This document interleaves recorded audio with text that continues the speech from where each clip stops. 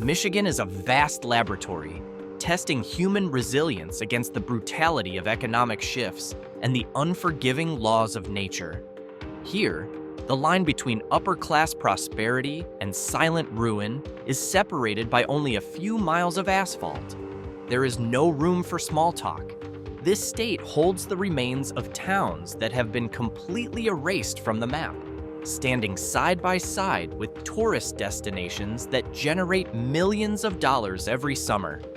This journey is not a sightseeing tour, but a surgical examination of 10 pairs of small towns that represent both the peak of prosperity and the deepest point of collapse across the Great Lakes region.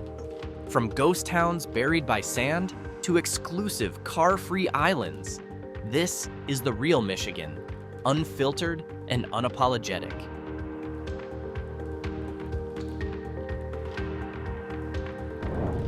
We begin with Singapore, a name that sounds exotic but ends in tragedy. Located near the mouth of the Kalamazoo River, Singapore was once a bustling lumber port in the mid-19th century. Its fatal mistake was the complete deforestation of the surrounding area to feed construction demand. Without trees to anchor the land, the sand dunes began to move, slowly swallowing the town whole. By 1875, Singapore was completely buried. Today, it exists only as a legend beneath the sand, a stark reminder that defying nature often ends in total destruction. In contrast, Empire turned the dunes into its greatest economic engine. Situated at the heart of the Sleeping Bear Dunes National Lakeshore, Empire managed to strike a balance between development and environmental preservation.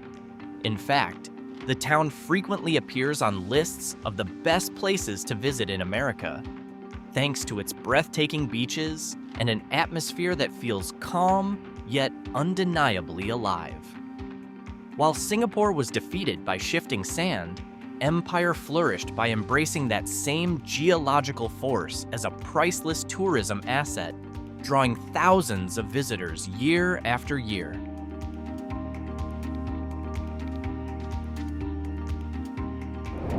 From the dunes to the far north, Clifton was once the spark that ignited Michigan's copper rush around 1845. Nestled at the base of steep cliffs on the Keweenaw Peninsula, it grew around the highly profitable Cliff Mine. But when copper ore began to run dry and newer mining technologies moved elsewhere, Clifton was simply abandoned. Today, all that remains are piles of mine tailings and the crumbling foundations of buildings slowly being reclaimed by the forest floor. The town stands as clear proof that dependence on a single commodity without economic diversification is a direct path to urban death.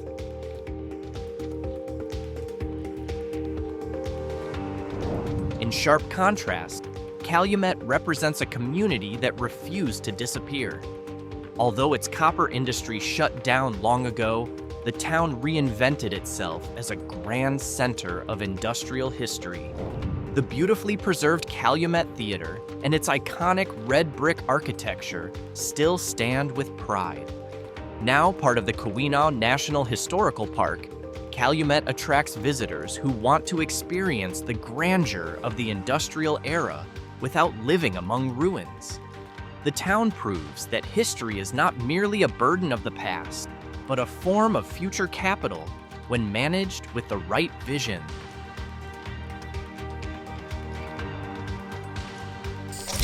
Some towns collapse not because their economies fail outright, but because a critical lifeline is suddenly cut. Jerome is a clear example, a casualty of poorly managed modernity.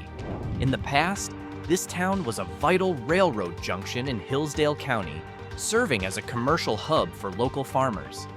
But as rail lines were gradually abandoned and major highways were built to bypass the area, Jerome lost its economic pulse. Today, Jerome feels like a town frozen in the wrong era. Rows of empty buildings dominate the landscape, silent and unmoving. Its identity vanished almost the moment steam engines stopped passing through. In stark contrast, Mackinac Island became one of Michigan's finest destinations by deliberately rejecting machines. Since the late 19th century, motor vehicles have been banned on the island, creating an atmosphere that feels genuinely authentic and increasingly rare in the modern world. Mackinac's economy is remarkably strong, driven by luxury hospitality such as the iconic Grand Hotel and its legendary fudge industry. Mackinac Island is the only city in America where the main street has never seen a car accident. Not surprising, but undeniably impressive. The irony is striking. Jerome died after losing its transportation network, while Mackinac thrives precisely because it refused modern transportation altogether.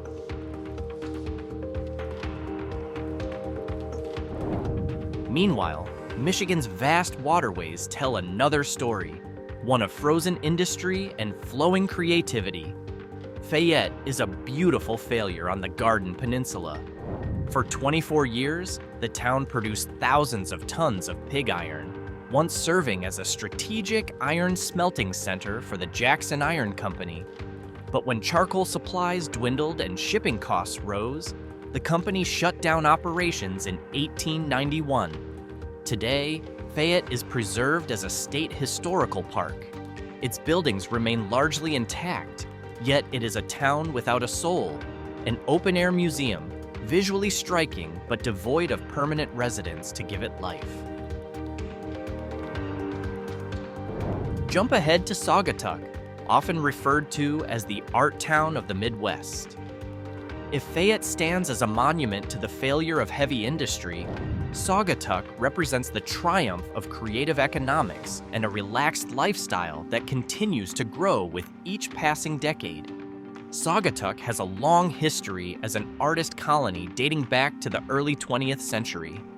The town feels vibrant, filled with art galleries, boutiques, and a marina crowded with pleasure boats.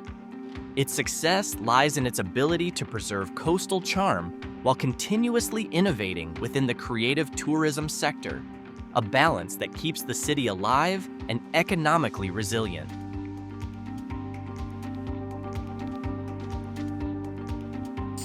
In Michigan's more untamed regions, nature can be both a force of ruin and a source of adventure.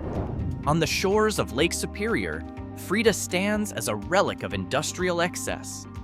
The town was built solely to serve the Champion Mill copper processing plant. Its most striking feature is the massive smokestack that still rises above the cold lake waters, a stark reminder of its former purpose.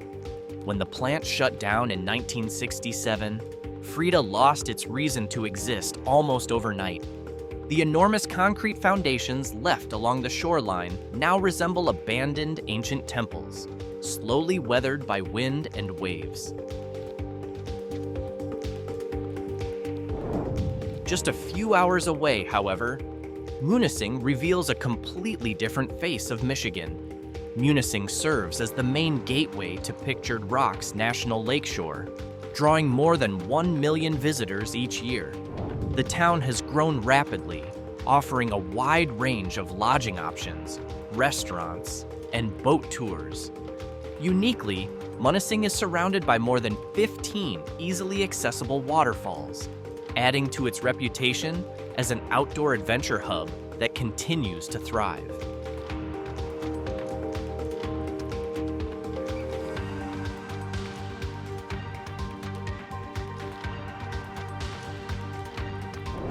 Sometimes, a town's downfall is not caused by mines or factories, but by disease and superstition.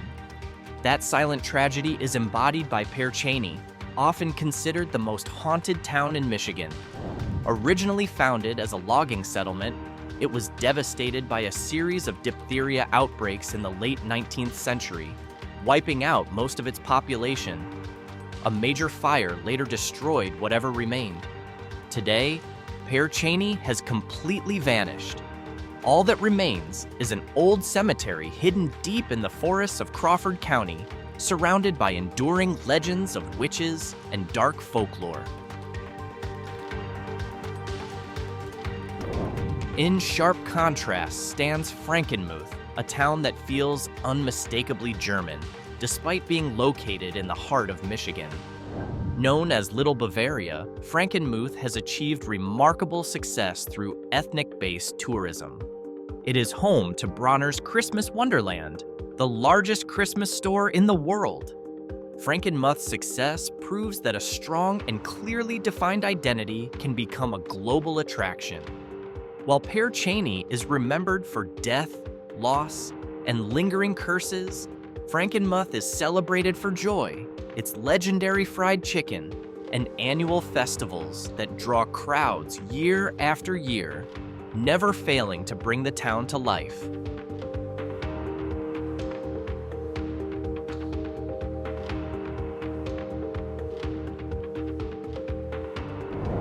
Meanwhile, Delaware stands as a monument to false hope and misplaced investor confidence. The town was built on the belief that the land beneath it contained rich copper deposits that would make everyone wealthy.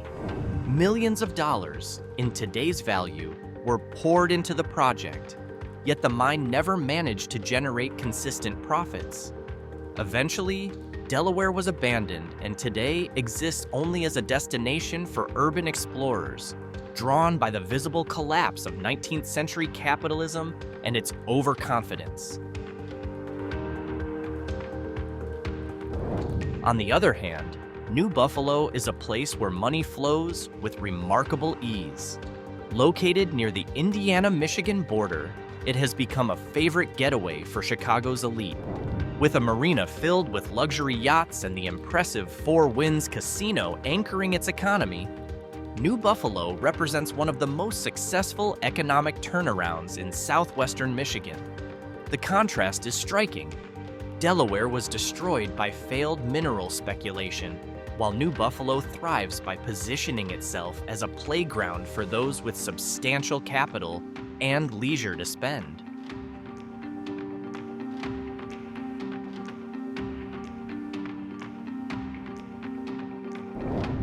A similar story unfolds in Nonesuch, though with a cruel twist of irony. The town actually sat atop a massive copper deposit, but the copper particles were so fine that 19th century mining technology could not separate them from the surrounding sandstone.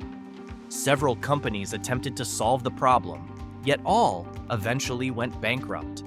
In the end, Nonesuch was abandoned, not because of a lack of resources, but because human technology could not yet conquer geological complexity. Today, the remnants of Nonesuch can only be found after a long hike deep into the Porcupine Mountains. The site serves as a reminder that even wealth lying in plain sight is unreachable without the right technological key.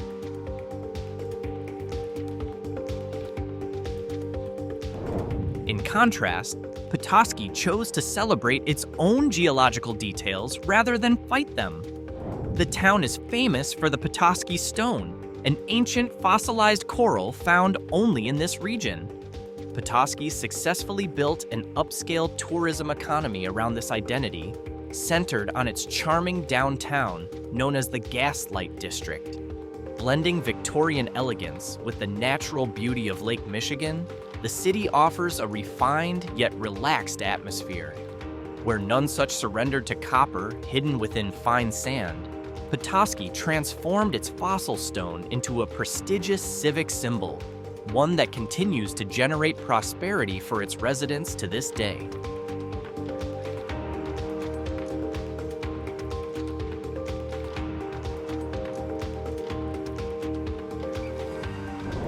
Elsewhere, a town's survival often depends on how its people manage the legacy of the past.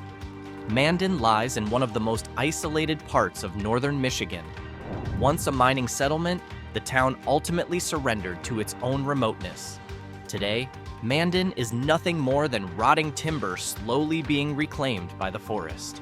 There was no reason for anyone to stay once its primary industry disappeared. Mandan represents the end of Michigan's frontier era, now preserved only in old maps and fading memory.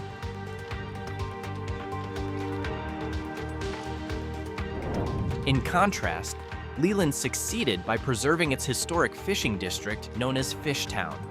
Rather than demolishing the old wooden shanties once used by fishermen, the town transformed them into popular boutiques and fish markets. Leland remains relevant as a place where maritime history meets modern tourism. Despite harsh weather conditions, a strong local community has managed to protect its historical assets and keep them economically valuable over time.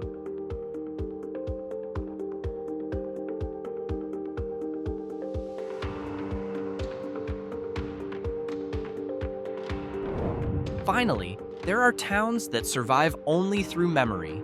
Like many communities in the Keweenaw Peninsula, Central died after its copper mines closed in 1898.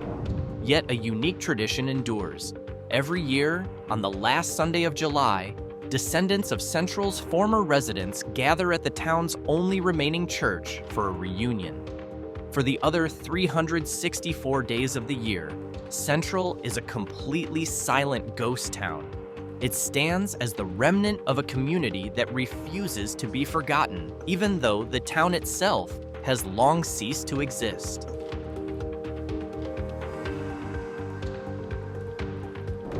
On the other side of the comparison, St. Ignace serves as a bridge between past and future. As one of Michigan's oldest settlements, it has remained a major center of activity thanks to its strategic position at the northern end of the Mackinac Bridge. The city continues to thrive as a hub for logistics, Native American culture, and tourism. If Central comes alive only one day each year, St. Ignace pulses constantly as a vital artery connecting Michigan's two peninsulas. The city proves that geographic adaptation is essential for survival across centuries.